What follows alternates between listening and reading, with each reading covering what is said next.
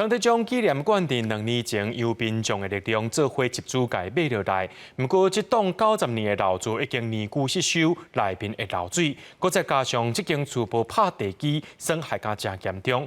为着要保存这文化资产，协会发起修复计划，只是讲这需要真济经费，即马拍算要对外募款咯。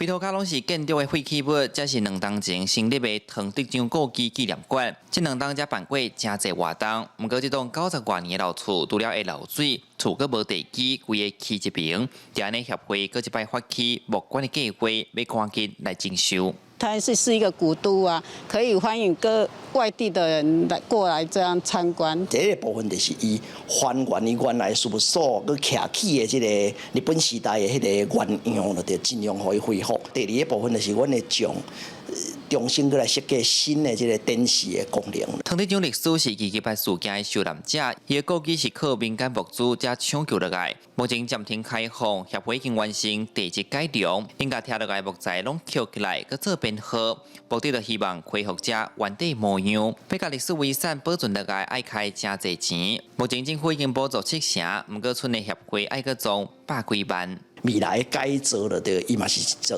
人民的博物馆，所以我嘛希望来加起来总共的费用哦，这个将近要1000多万的费用，会当透过各一届的这个群众会当来斗相共。唐德章纪念馆理事长表示，改造了后，打算要甲原地唔敢藏入来的文物展示出来，甲规划特定甲讲座，帮者真做是纪念建筑。记者李新武台南采访报道。